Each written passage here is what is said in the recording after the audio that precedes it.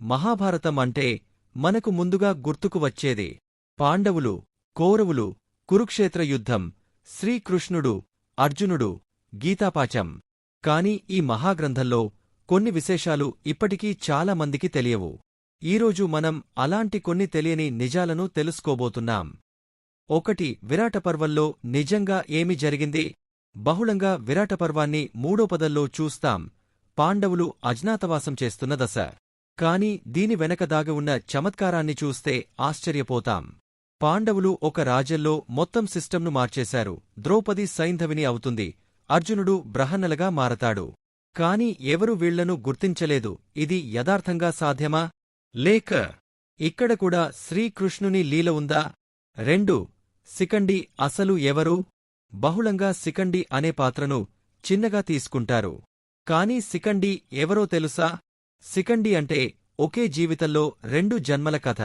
ఆమె గతజన్మలో అంబగా పుట్టి భీష్ముడి చేతిలో జరిగిన అపమానానికి ప్రతీకారం తీర్చుకునే క్రమంలో శిఖండిగా పునర్జన్మ పొందింది. భీష్ముడు శిఖండిని ఓ మహిళగా భావించి ఆయుధం ఎత్తలేదు. అదే అతని అంతానికి కారణమైంది. 3. కర్ణుని అసలు శాపం ఏమిటి? కర్ణుడు గొప్ప యోధుడు. కాని ఆయన జీవితంలో 2 పెద్ద శాపాలుంటాయి. 1. పరశురాముడు ఇచ్చిన శాపం బ్రాహ్మణుడిని మోసం చేశావని, యుద్ధ సమయంలో సర్వాస్త్ర విజ్ఞానం మరిచిపోతాడని. 2.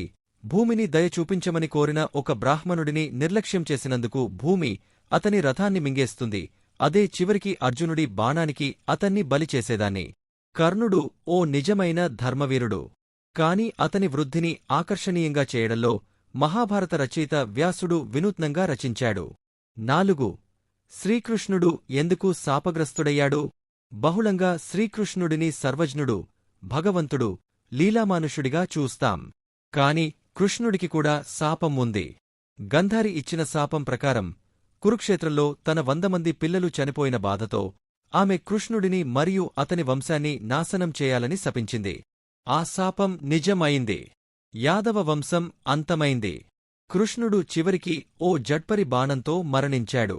దేవుడే అయినా ధర్మాన్ని ఉల్లంఘిస్తే దానికి ఫలితం తప్పదన్న న్యాయం అక్కడ కూడా నడిచింది. 5. అశ్వత్థామ జీవించి ఉన్న ఒక అపరిమిత వ్యక్తి.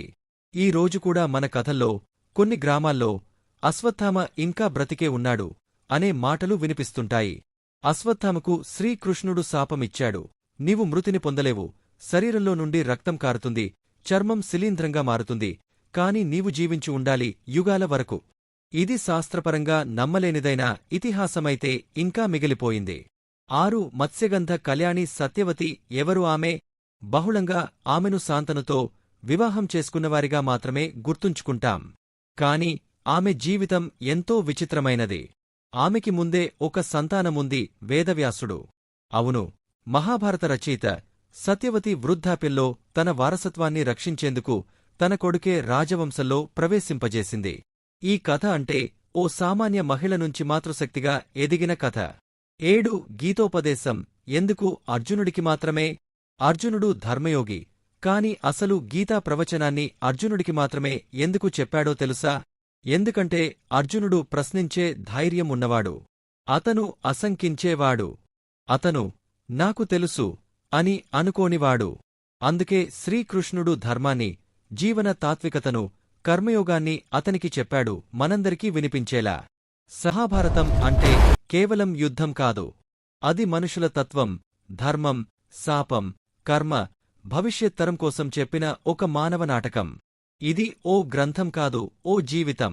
ప్రతిసారీ చదివితే కొత్త అర్థాలు కలుగుతాయి. అందుకే ప్రతి తరం మళ్లీ తిరిగే మహాభారతాన్ని చూస్తూనే ఉంటుంది.